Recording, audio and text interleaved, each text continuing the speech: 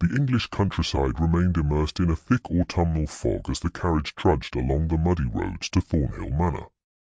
Inside, Miss Theodora James clutched her meagre belongings, a worn leather journal, a small wooden box containing her mother's pearl hairpin, and a carpet bag with 2 serviceable dresses. The letter of employment rested in her lap, its official seal breaking each time she unfolded it to reassure herself this wasn't a dream, or perhaps to confirm it wasn't a nightmare. "You'll do well to remember your place there, miss," said the driver, his voice gruff through the partition. "Duke of Ivington isn't known for patience with the help." Theodora nodded politely, though he couldn't see her. At 23, she had learned that silence was often the wisest response. 5 years as a teacher at Barton School for Girls had taught her that her plain features and modest background meant invisibility was her natural state. She had long accepted this truth. Women like her, governesses, companions, spinsters, existed at the edges of society, ghosts drifting through grand houses, unnoticed and unloved. Beauty and fortune make a woman worthy of notice, her mother had once told her before consumption claimed her life. Without either, one must cultivate usefulness. Useful. That's what Theodora had become. Useful and invisible. The thought no longer pained her as it once had. The carriage rounded a bend, and Thornhill Manor appeared through the mist. Theodora's breath caught. The ancestral home of the Duke of Ivington stood imposingly against the grey sky, its stone facade both magnificent and forbidding. Turrets rose into the fog, and ivy crawled across ancient walls that had witnessed centuries of aristocratic glory. As the carriage pulled to a stop, Theodora smoothed her plain grey dress and adjusted her bonnet. A tall, austere woman waited at the entrance. "Miss James." The woman's voice was as crisp as her starched collar. "I am Mrs. Winters, the housekeeper. You are expected. The child is waiting." Theodora followed Mrs. Winters through a labyrinth of corridors, her sensible boots silent on the marble floors. The opulence surrounding her, the gilded frames holding portraits of stern-faced Ivingtons, the tapestries depicting ancient hunts, the crystal chandeliers, only heightened her awareness of her own insignificance. "Lady Sophia is 7, Mrs. Winters explained as they climbed the grand staircase. "Her mother, the Duchess, passed 2 winters ago. The child has gone through 3 governesses already. His Grace has little patience for incompetence." Theodora's stomach tightened. "May I ask why the previous governesses left?" Mrs. Winters' thin lips pressed together. "They found Lady Sophia challenging." They reached the nursery, a spacious room painted in pale blue with windows overlooking the expansive gardens. A small figure sat by the window, her golden curls catching the faint sunlight breaking through the clouds. "Lady Sophia," Mrs. Winters announced, "your new governess has arrived. Miss Theodora James." The child turned slowly, her blue eyes, so like the painted Ivingtons downstairs, regarding Theodora with open suspicion. "You don't look like the others," she said finally. "They were prettier." Mrs. Winters made a disapproving sound, but Theodora smiled gently. "Beauty is rarely a measure of one's ability to teach, my lady." Sophia's eyes widened slightly, perhaps unused to such directness. "Father says I must learn French, mathematics, and deportment. I hate them all." "And what do you love, Lady Sophia?" Theodora asked, setting down her bag. The question seemed to startle the child. "Stories," she admitted after a moment. "Adventures." "Then perhaps we shall find adventures in French and mathematics," Theodora suggested, "and deportment might help our heroines navigate royal courts." A flicker of interest crossed Sophia's face before she masterfully suppressed it. The others said similar things. They all left. "I won't," Theodora promised, though she had no right to make such a claim. Later that evening, After Sophia had been put to bed, Theodora unpacked her few possessions in the small chamber adjoining the nursery. The room was simple but comfortable, with a narrow bed, a writing desk, and a window overlooking the eastern gardens. She changed into her nightgown and sat at the window, opening her journal. Thornhill Manor, October 12, 1845. I have arrived at my new position. The house is magnificent, the child guarded but intelligent. I have yet to meet the Duke. A knock at her door interrupted her writing. Miss James, Mrs. Winters said through the door, His Grace wishes to speak with you in the library. Now. Theodora hurriedly threw on her dressing gown over her nightclothes and followed Mrs. Winters down the dimly lit corridor. The housekeeper's lips thinned with disapproval at Theodora's state of undress, but the Duke's summons apparently couldn't wait until morning. The library doors loomed before her, carved oak panels reaching toward the ceiling. Mrs. Winters knocked once and departed, leaving Theodora alone when a deep voice commanded, "Enter." The library was a cathedral of knowledge, shelves stretched 2 stories high, accessible by a wrought-iron spiral staircase. A fire roared in the massive stone fireplace, casting long shadows across the room. Before it stood a tall figure, his back to her. "Your Grace," Theodora curtsied, acutely aware of her inappropriate attire. "You wish to see me?"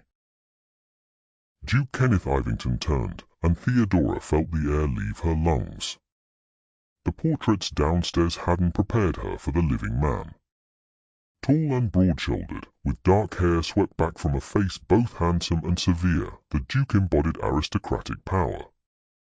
But it was his eyes that arrested her, intense grey eyes that seemed to see through pretense. "Miss James." His voice held the cultured tones of Oxford and Parliament. "I apologize for the lateness of the hour, but I depart for London tomorrow and wanted to make my expectations clear." He gestured to a chair, and Theodora sat, clutching her dressing gown closed at her throat. The Duke remained standing, his presence filling the room. "My daughter has driven away 3 governesses in as many months," he said bluntly. "Mrs. Winters informs me you've taught at Barton's for 5 years. What makes you believe you'll succeed where others failed?" Theodora met his gaze directly. "I don't presume success, Your Grace. I only promise persistence. Children test boundaries to discover who cares enough to maintain them." The Duke's eyebrows rose slightly. "An unusual perspective." "I was once a difficult child myself," Theodora admitted. "Until someone showed me that rules existed not to confine me, but to give me the freedom to become more than my circumstances." "And what were your circumstances, Miss James?" His question was casual, but his eyes remained intent. "My father was a country vicar, Your Grace. When he died, my mother took in sewing until consumption claimed her as well. Barton's offered me education in exchange for teaching the younger girls." She kept her tone matter-of-fact, devoid of self-pity. The Duke studied her for a long moment. "Sophia's mother, the Duchess, was beloved by everyone. Her death—" He paused, a shadow crossing his face, "changed us all. Sophia needs stability. Children often express grief through rebellion, Your Grace. And how does one counter such rebellion, Miss James? With patience and consistency. And perhaps by acknowledging the pain beneath the behavior." Something unreadable flickered in his eyes. "You speak as though from experience." "Teaching provides many experiences, Your Grace." His lips curved slightly, not quite a smile, but an acknowledgement. "Indeed. Well, Miss James, let us hope your experiences serve you well with Sophia. I shall return in a fortnight. By then, we shall see if you fared better than your predecessors." He turned back to the fire, a clear dismissal. Theodora rose, cursed again, and moved toward the door. Miss James, his voice stopped her. My daughter mentioned your plane compared to her previous governesses. Theodora felt heat rise to her cheeks but kept her expression neutral. Children are refreshingly honest, Your Grace. They are indeed. His eyes lingered on her face. Good night, Miss James. Good night, Your Grace. As she closed the library door, Theodora released a shaky breath. Something about the Duke's penetrating gaze had unsettled her. Not his casual mention of her plainness, she had long since accepted her unremarkable appearance, but rather the feeling that he had seen something in her that others missed. Something she herself had forgotten existed. Ridiculous, she chided herself as she climbed the stairs back to her room. Men like the Duke of Ivington don't truly see women like me. We're as invisible as the furniture. In the days that followed, Theodora established a routine with Lady Sophia. Mornings were devoted to lessons, French, mathematics, history, and literature. Afternoons included music practice, art, and walks in the garden when weather permitted. Sophia tested her, as expected, refusing to complete assignments, accidentally spilling ink on her French primer, hiding Theodora's spectacles. But Theodora remained steady. When Sophia threw a tantrum over mathematics, Theodora simply sat quietly until the storm passed, then continued the lesson. When the child claimed illness to avoid practicing piano, Theodora read to her instead stories of brave heroines who overcame obstacles far greater than musical scales. A week into her employment, Theodora discovered Sophia crying behind a curtain in the nursery. Lady Sophia, she called softly. What troubles you? Go away, came the muffled response. Theodora hesitated, then sat on the floor beside the curtain. Did you know I lost my mother too? She said conversationally. I was a bit older than you, but I remember how it felt, as though the whole world had changed, and no one else seemed to notice. The curtain parted slightly, revealing one tear-stained blue eye. Did you cry? Every night for months, Theodora admitted. Sometimes I still do. Sophia emerged fully, her face flushed from crying. Father never cries. He never even speaks of her. Sometimes the deepest grief is the quietest, Theodora said gently. Perhaps it pains him too much to speak of her. Today is her birthday, Sophia whispered. No one remembered but me. Understanding dawned on Theodora. Would you like to do something special to remember her? Sophia nodded hesitantly. That afternoon, they gathered flowers from the conservatory and arranged them in a small bouquet. Theodora helped Sophia compose a letter to her mother, which they tied with ribbon and placed beneath the Duchess's portrait in the gallery. As they stood there, Sophia slipped her small hand into Theodora's. Miss James? Will you tell me about your mother tonight? Before bed. Something warm bloomed in Theodora's chest. I would be honored, Lady Sophia. That night, after sharing stories of her mother's skill with needle and thread, Theodora returned to her room to find a letter waiting on her desk. The Duke's seal pressed into the wax. Miss James, Mrs. Winters reports Lady Sophia has shown marked improvement under your tutelage. Your methods, while unconventional, appear effective. I shall return from London tomorrow and look forward to observing your progress. Ivington. Theodora touched the signature, tracing its bold strokes with her fingertip. For the first time in years, she felt a flutter of something like pride. The Duke arrived the following evening during dinner. Theodora and Sophia were eating in the nursery when the door opened, and he filled the frame, still in his travelling clothes. Father! Sophia jumped from her chair and ran to him. The Duke's stern face softened as he lifted his daughter. Have you been good for Miss James? I've been awful, Sophia declared, but she stayed anyway. Duke's eyes met Theodora's over his daughter's head. Did she indeed? Miss James says Mother can still hear me, even though she's in heaven, Sophia continued. We put flowers under her portrait for her birthday. A shadow crossed the Duke's face. Did you? It was Lady Sophia's idea, Theodora interjected quickly. I merely assisted. Later, after Sophia had been put to bed, a footman appeared at Theodora's door. His Grace requests your presence in the library, miss. Theodora's stomach tightened. Perhaps she had overstepped by acknowledging the Duchess's birthday. She straightened her simple black dress, her one good gown, and made her way to the library. The Duke stood by the fire again, a glass of amber liquid in his hand. He had changed from his travelling clothes into evening attire, black tailcoat that emphasized his broad shoulders, crisp white shirt, and perfectly tied cravat. Miss James, he acknowledged her entrance without turning. You've made quite an impression on my daughter. She's a remarkable child, Your Grace. She mentioned the flowers for her mother's birthday. His voice was carefully neutral. I apologize if I overstepped, Theodora said quickly. Lady Sophia was distraught that no one had remembered, and I thought I remembered, he interrupted, turning to face her.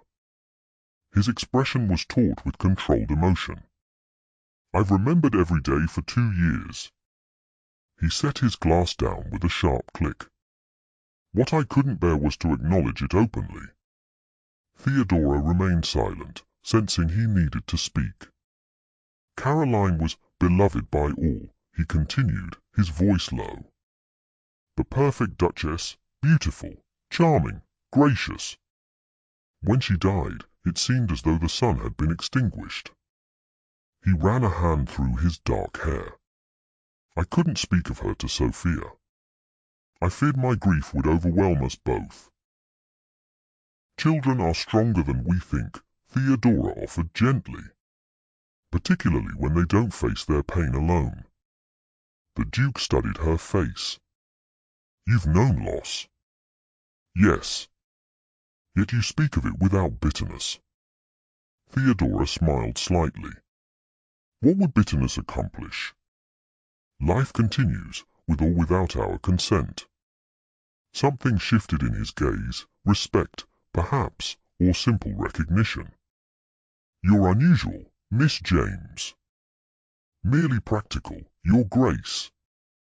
He moved closer, and Theodora became acutely aware of her plain dress, her unremarkable features, her modest station. No, he said quietly. There's nothing rebellious about you at all. The moment stretched between them, taut with something Theodora couldn't name. Then the Duke stepped back, resuming his role as employer. Lady Sophia's birthday is next month, he said briskly. I should like to host a small gathering, family friends, some children her age. Perhaps you could assist with the arrangements. Of course, Your Grace. Good night, then, Miss James. Good night, Your Grace. The following weeks passed in a whirlwind of lessons and birthday preparations. The Duke, rather than returning to London, remained at Thornhill, taking an unexpected interest in his daughter's education. He appeared in the schoolroom to observe French lessons, joined them for afternoon walks, and even participated when Theodora organized a treasure hunt based on mathematical clues. Theodora told herself his presence was natural, a father concerned for his daughter's welfare. Yet she couldn't help noticing how often his eyes followed her movements, how he seemed to seek her opinion on matters beyond Sophia's education, how their conversations lingered long after the subject of his daughter had been exhausted. One rainy afternoon, Theodora supervised Sophia's piano practice while the Duke sat nearby, ostensibly reviewing correspondence. When Sophia finished her piece with a dramatic flourish, he looked up. Very nice, my dear. Perhaps Miss James might play for us now. Sophia clapped her hands. Oh yes. Please, Miss James." "I fear my skills are rudimentary at best," Theodora protested. "We shall be forgiving critics," the Duke said, his eyes holding a challenge. Reluctantly, Theodora took Sophia's place at the pianoforte. She chose a simple Mozart piece she had practiced in stolen moments at Barton's. Her fingers moved tentatively at first, then with growing confidence as the music flowed through her. When she finished, Sophia applauded enthusiastically. The Duke merely watched her with that intense gaze that seemed to see beneath her carefully constructed composure. "You play with feeling, Miss James," he said finally. "Technical perfection is common enough, but music with soul is rare." Theodora felt a blush warm her cheeks. "You're too kind, Your Grace." "I am rarely accused of excessive kindness, Miss James," he replied dryly. "Ask any of my tenants or business associates." "Father can be terribly stern," Sophia confided to Theodora. "Last Christmas, Cousin Edward said Father had a face that could curdle milk." The Duke's eyebrows rose. "Did he indeed? Perhaps Cousin Edward's invitation to your birthday celebration will be mysteriously lost." Sophia giggled, and Theodora found herself smiling at their exchange. There was a softness emerging in the Duke's manner with his daughter, a tentative bridge being built across the chasm of their shared grief. Later that evening, as Theodora was returning to her room after dinner, she encountered the Duke in the gallery. He stood before his late wife's portrait, his expression unreadable in the dim light. "Forgive me, Your Grace," she said, preparing to withdraw. "I didn't mean to intrude." "Stay, Miss James," he said quietly. "I find I appreciate your perspective." Hesitantly, she moved to stand beside him.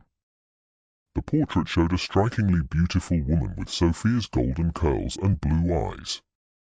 The Duchess of Ivington had been captured in the full bloom of youth and beauty, her smile radiant, her pose graceful. She was lovely, Theodora said sincerely. "Yes." The Duke's voice was distant. "Everyone adored Caroline. It was impossible not to. Lady Sophia resembles her greatly. In appearance, perhaps." He turned slightly toward Theodora. "But Sophia has a stubbornness that is entirely her own, or perhaps mine. Caroline was always accommodating, always pleasant. She never showed anger or disappointment." "That sounds—" Theodora searched for the right word. "Exhausting." The Duke's eyes widened slightly, then unexpectedly, he laughed, a rich, deep sound that transformed his severe features. "Miss James, you continue to surprise me. Most people speak of the dead only in reverent tones." "Reverence doesn't preclude honesty," Theodora replied. "Perfection is a heavy burden, even in memory." He studied her face in the soft lamplight. "You see much, for one so young." "I observe." "It's a habit of governesses, I think, watching from the periphery." "And what do you observe about me, Miss James?" His voice had lowered, acquiring an intimate quality that sent a shiver through her. "That you are a man divided," she answered before she could consider the wisdom of such honesty. "Between the Duke society expects and the father your daughter needs. Between the past you can't relinquish and the future you haven't embraced." Silence fell between them. Theodora's heart pounded. She had spoken far too freely to her employer, a man so far above her station that the distance might as well be measured in light years. "I apologize, Your Grace," she said hastily. "I've forgotten my place." "Have you?" He stepped closer, close enough that she could detect the faint scent of sandalwood and leather that clung to him. "Or have you simply seen what others miss?" Before she could respond, voices echoed from the adjoining corridor, servants on their evening rounds. The Duke stepped back, the moment broken. "Good night, Miss James," he said formally. Thank you for your observations. As Sophia's birthday approached, Thornhill Manor bustled with activity. Invitations had been sent to neighbouring families, decorations were planned, and a special menu created. Theodora helped Sophia prepare a dance she would perform for the guests and supervised the creation of party favours for the children who would attend. 3 days before the celebration, a carriage arrived bearing an unexpected visitor, Lady Emmeline Porter, the Duke's sister. Tall and elegant, with the same grey eyes as her brother, Lady Emmeline swept into Thornhill with a flurry of trunks and strong opinions. "Kenneth, darling," she exclaimed as she embraced the Duke in the entrance hall, "I've come to rescue you from rural tedium. London misses your scowling presence terribly." The Duke's manner shifted in his sister's presence, more guarded, more formal. "Emmeline, we weren't expecting you until the day of Sophia's party. And miss all the preparations?" "I think not." Her sharp gaze landed on Theodora, who stood nearby with Sophia. "Ah, this must be the miraculous governess I've heard about. Rather plain, isn't she?" Theodora felt her cheeks warm but kept her expression neutral. "Lady Emmeline, an honour to meet you. I'm Miss James." Lady Emmeline's assessment was swift and dismissive. "Yes, well. Kenneth always did prefer substance to decoration, even in his household staff." She turned her attention to her niece. "Sophia, darling, come give your aunt a proper greeting." That evening at dinner, Lady Emmeline dominated the conversation. The Duke had insisted that Theodora join them, a break from the usual custom of governesses dining separately. Seated at the massive oak table, Theodora felt acutely out of place amidst the fine china and crystal. "Lord Thistlewood inquires after you constantly," Lady Emmeline informed her brother. His daughter, Miss Adelaide, made quite an impression at the Hartwell ball. Everyone agrees she would make a perfect duchess. The Duke's expression remained impassive. "Everyone is remarkably concerned with my marital status." "It's been 2 years, Kenneth," his sister said softly. "Caroline would want you to find happiness again. And you believe Miss Adelaide Thistlewood holds the key to my happiness?" His tone was sardonic. Lady Emmeline sighed dramatically. "She's beautiful, accomplished, and from an excellent family. What more could you want?" The Duke's eyes briefly met Theodora's across the table. "Perhaps something less predictable." Lady Emmeline followed his glance, her eyes narrowing speculatively. She turned to Theodora with an artificial smile. "Miss James, I understand you've made quite an impression on my niece. Tell me, where did you study before coming to Thornhill?" "Barton School for Girls, my lady. I was both student and teacher there." "Barton's?" Lady Emmeline's perfectly arched eyebrows rose. "Isn't that the institution for reduced circumstances?" "For girls without family fortunes," Theodora confirmed steadily. "We received an excellent education regardless." "How fascinating." Lady Emmeline's tone suggested it was anything but. "And your family?" "My father was a country vicar, my lady. Both my parents are deceased." "Ah." The word held volumes of aristocratic judgment. "Kenneth, you've always had such a soft heart for the unfortunate." The Duke set down his wine glass with deliberate care. "Miss James's circumstances may be modest, Emmeline, but her intellect and character are anything but unfortunate. Sophia has flourished under her guidance." Lady Emmeline's smile tightened. "Of course, brother dear. I merely observe that you've always been unconventional in your sympathies." The conversation shifted to London gossip, but Theodora felt Lady Emmeline's calculated glances throughout the meal. Later, as she prepared to retire, she overheard voices from the Duke's study as she passed. "Really, Kenneth," Lady Emmeline's voice carried clearly, I understand appreciating the girl's competence with Sophia, but dining with her? The servants are talking. Let them talk, came the Duke's dismissive reply. It's not just the servants. You look at her as though. Well, I hardly need explain. She's a governess, Kenneth. Plain, penniless, and completely inappropriate for anything beyond her current position. You overstep, Emmeline. Do I? The way you watched her at dinner suggests otherwise. If you require companionship, there are more suitable arrangements that can be made discreetly. Theodora hurried past, her cheeks burning with humiliation.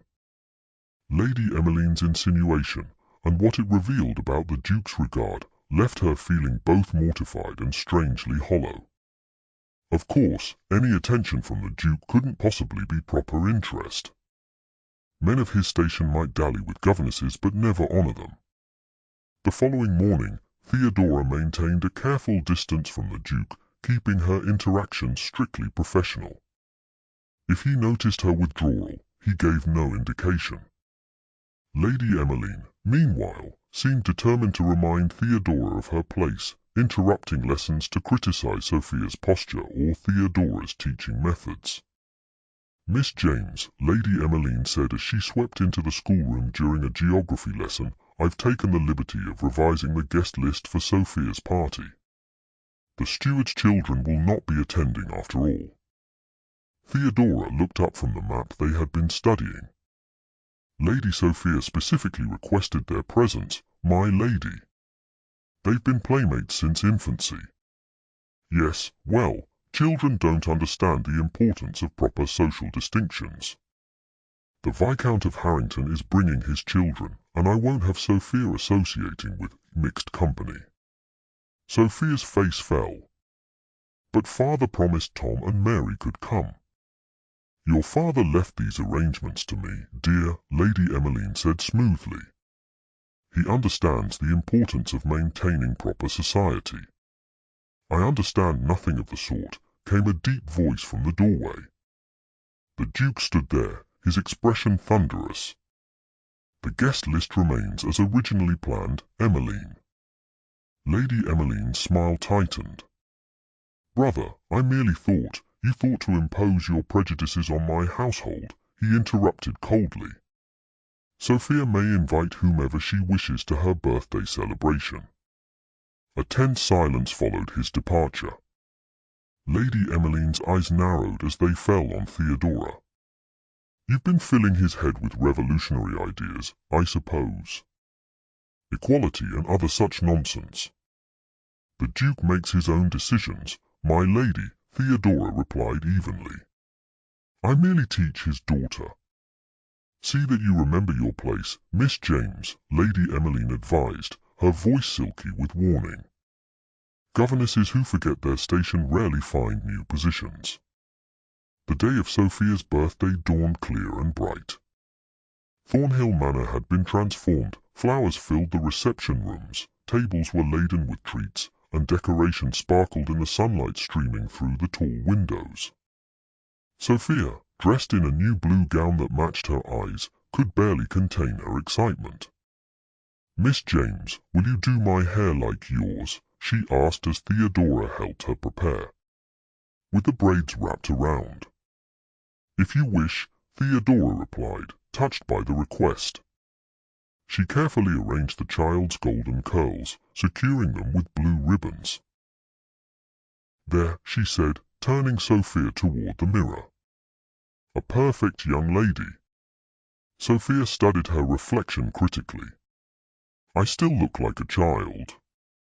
You are a child, Theodora reminded her gently. There's no hurry to be grown.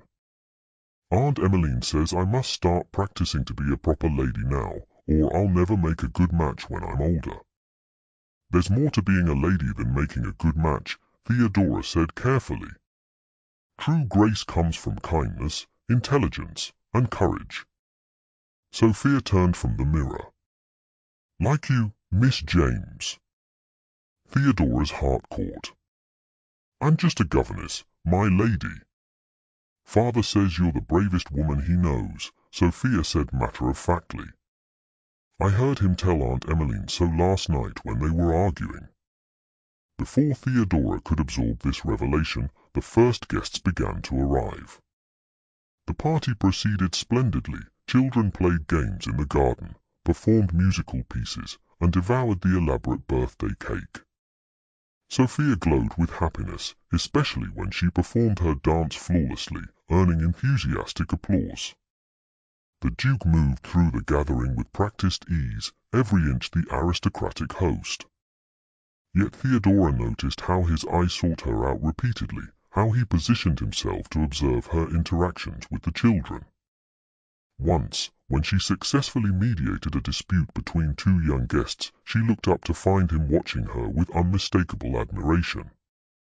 As evening approached and the families began to depart, Theodora slipped away to the library.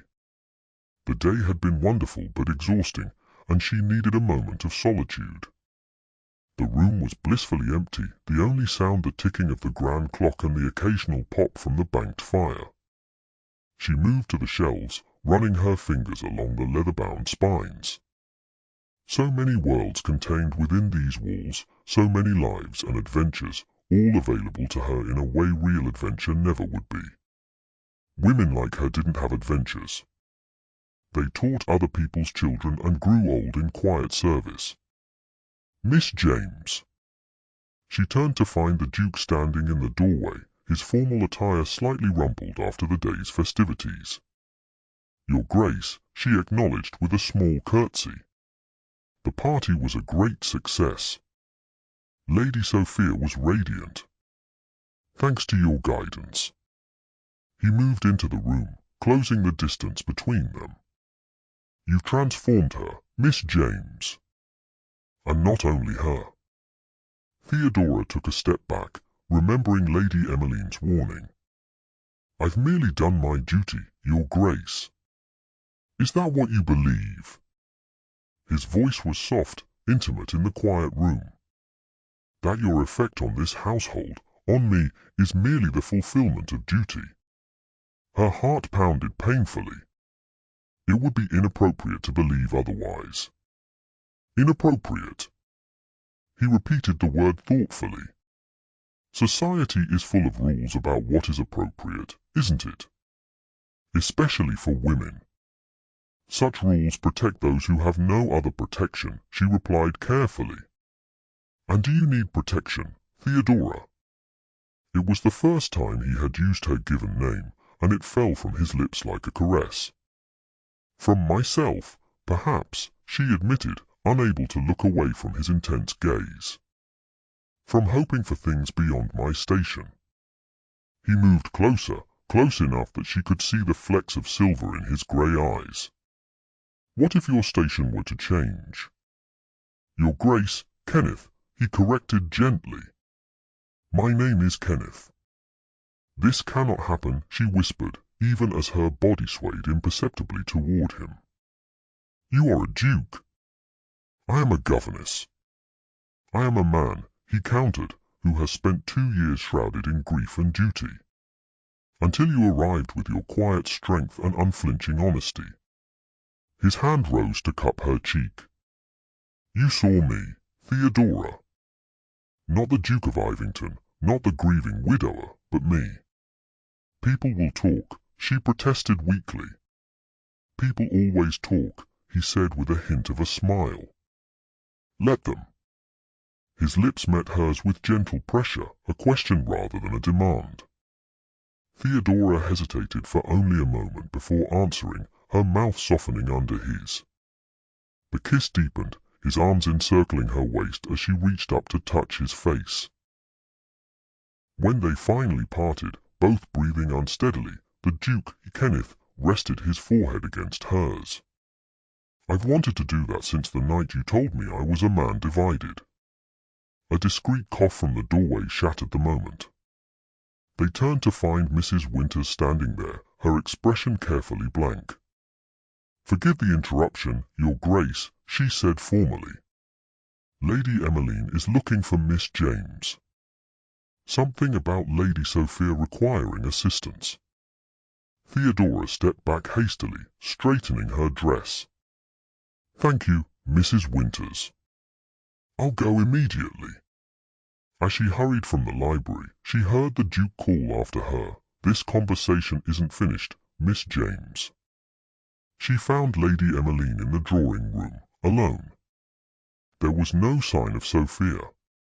"Lady Emmeline?" "I was told Lady Sophia needed me." Lady Emmeline turned, her beautiful face cold with fury. "The only thing my niece needs is protection from your influence. I saw you with my brother just now." Theodora felt the blood drain from her face.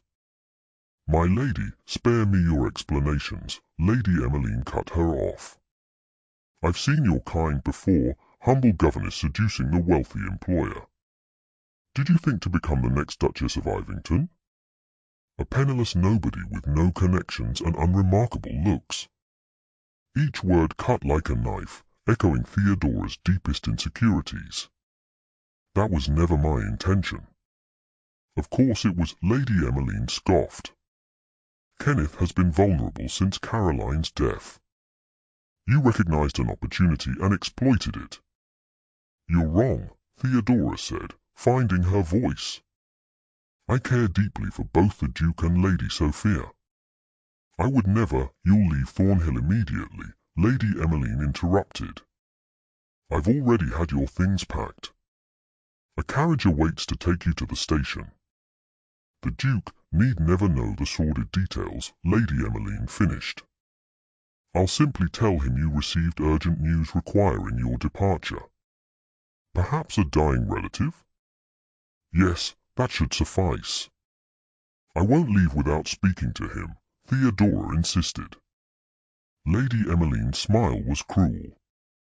"You have no choice. Unless you'd prefer I tell him of your past indiscretions." Theodora froze. "What indiscretions? Does the name James Tucker mean anything to you?" Lady Emmeline asked silkily. The name struck Theodora like a physical blow. James Tucker had been the son of a local gentleman near Barton's, a handsome young man who had courted her with seemingly honourable intentions, only to disappear when she refused his improper advances.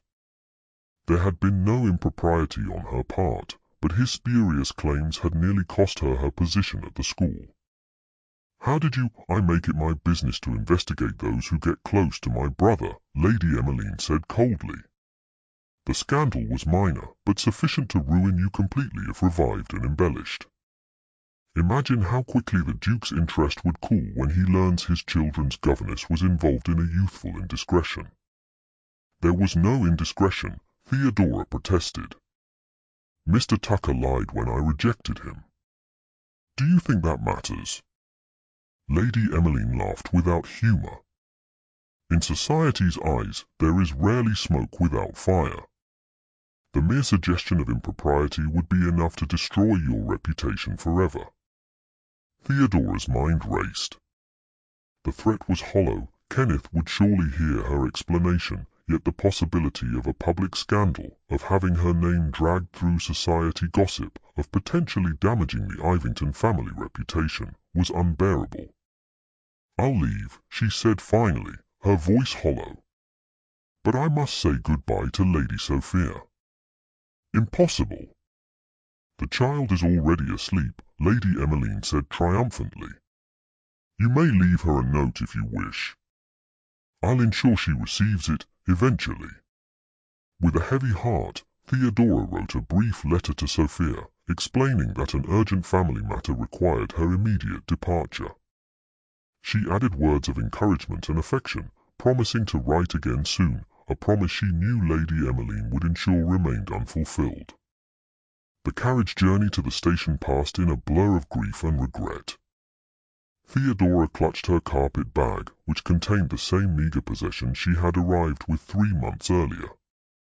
Yet she herself was transformed, no longer the resigned, invisible governess who had accepted her limited place in the world, but a woman who had discovered her own worth in the eyes of a child and a duke.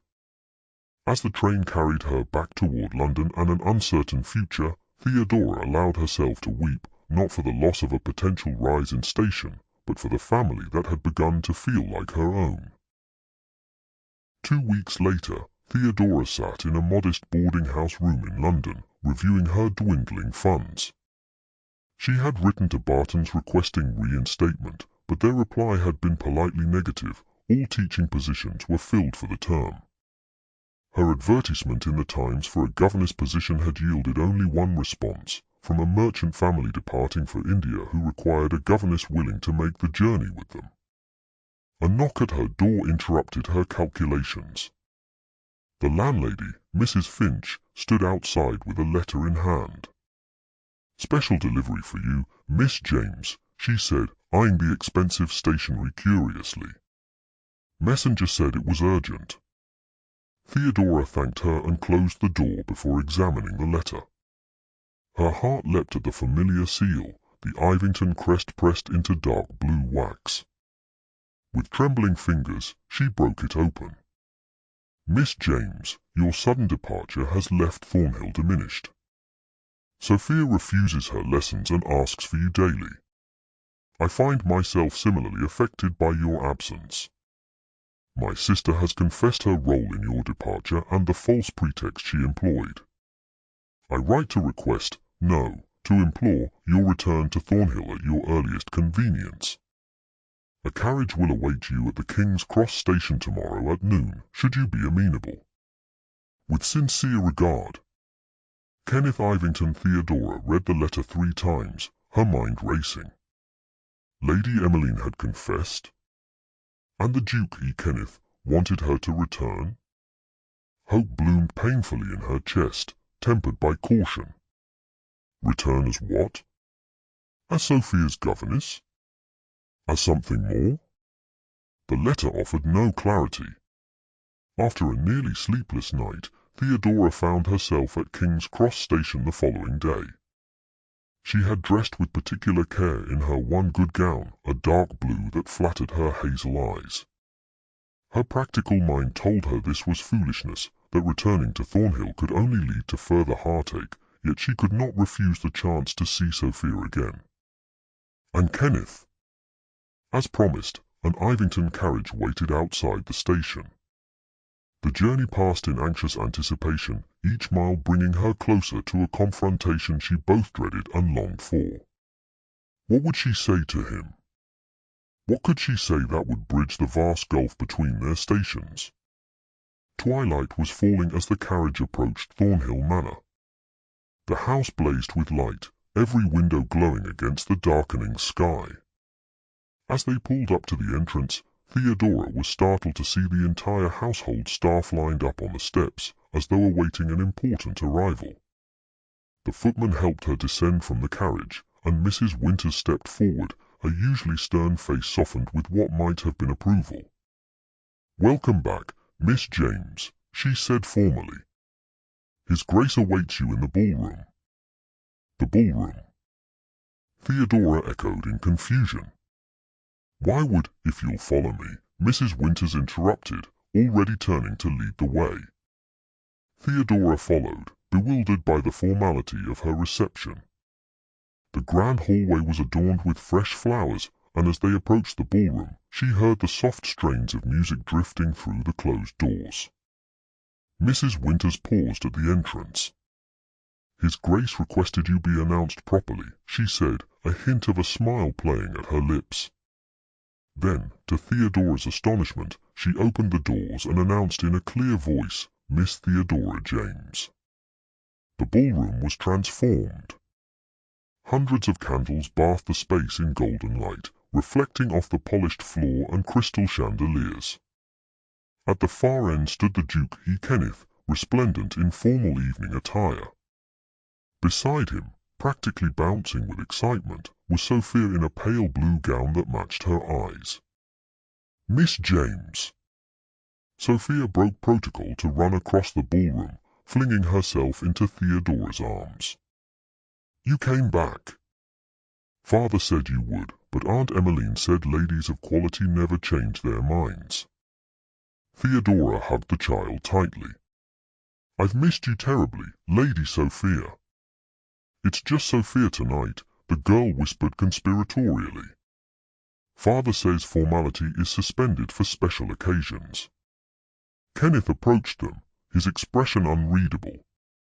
Welcome back to Thornhill, Miss James. Thank you for the invitation, Your Grace, Theodora replied carefully, aware of Sophia's curious gaze darting between them. Sophia, Kenneth said gently, would you give Miss James and me a moment alone? Perhaps you could ask Mrs. Winters about that special treat we discussed for supper. Sophia nodded eagerly and skipped away, leaving Theodora and Kenneth standing alone in the vast ballroom.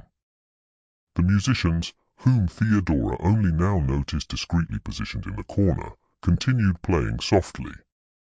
You left without saying goodbye, Kenneth said, his voice holding a note of accusation.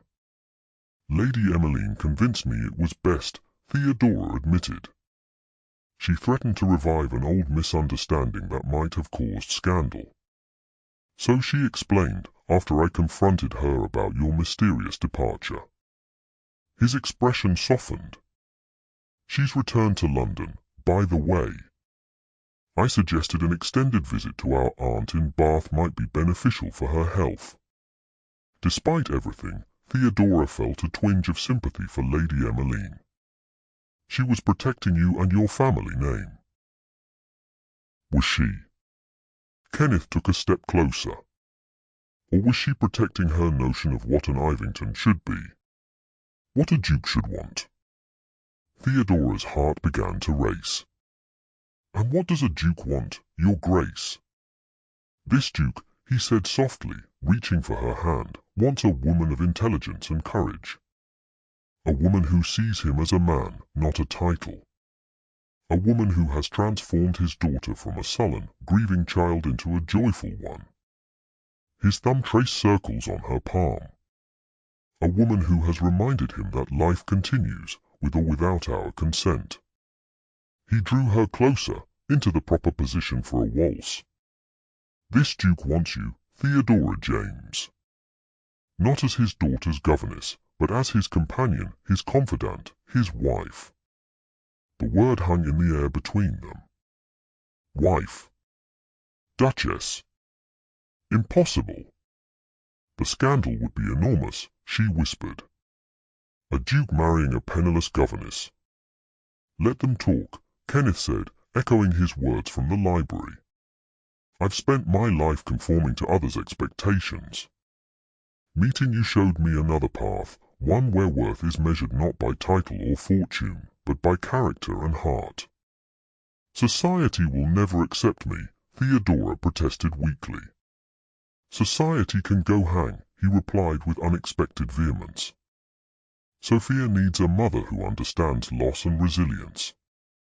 I need a partner who challenges and supports me. His hands tightened on hers.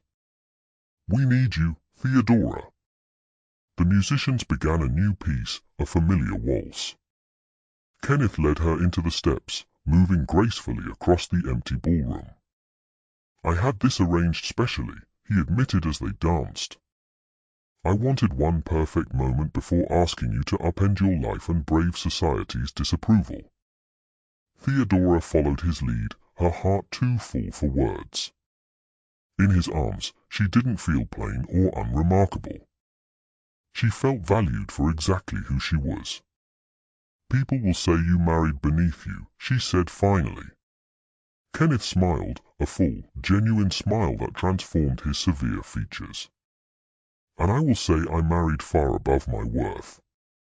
He pulled her closer, breaking the formal dance position. Say yes, Theodora. Say you'll brave this new adventure with us. Yes, she whispered, her voice thick with emotion. Yes, I will. His lips met hers, sealing their agreement with a kiss that promised a future neither of them had imagined possible. From the doorway came the sound of delighted clapping. They turned to see Sophia watching them, her face alight with joy. Does this mean Miss James will be my new mother? She asked eagerly. Kenneth looked to Theodora, a question in his eyes. She nodded, holding out her hand to Sophia, who ran to join them. If you would like me to be, Theodora said, her voice trembling slightly. More than anything, Sophia declared, throwing her arms around both of them. As they stood there, embraced in their newfound family, Theodora thought of all the twists of fate that had brought her to this moment, her parents' deaths, her years at Barton's, the letter of employment that had led her to Thornhill. What had seemed like misfortune had become the path to unexpected joy. 6 months later, the society pages of the London Times reported on the wedding of the Duke of Ivington to Miss Theodora James, formerly governess to Lady Sophia. The article noted the unusual match but conceded that the new Duchess, while not conventionally beautiful, carried herself with remarkable grace and dignity. What the papers couldn't report was the moment during the wedding breakfast when Kenneth leaned close to his new wife and whispered, "Do you remember when we first met, and Sophia told you I said you were plain compared to her previous governesses?" Theodora nodded, smiling at the memory. Children are refreshingly honest. "I never told her any such thing," Kenneth admitted. That was entirely her observation. "From the moment I saw you in the library that night, in your dressing gown with your spectacles slightly askew, I thought you the most captivating woman I'd ever encountered." "You're a dreadful flatterer, Your Grace," Theodora teased. "On the contrary, Duchess," he replied, lifting her hand to his lips. "I'm merely a man who recognizes true worth when he sees it, even if it takes everyone else a little longer to notice." And as they moved among their wedding guests, some approving, some scandalized, all curious, Theodora held her head high. She was no longer invisible, no longer merely useful.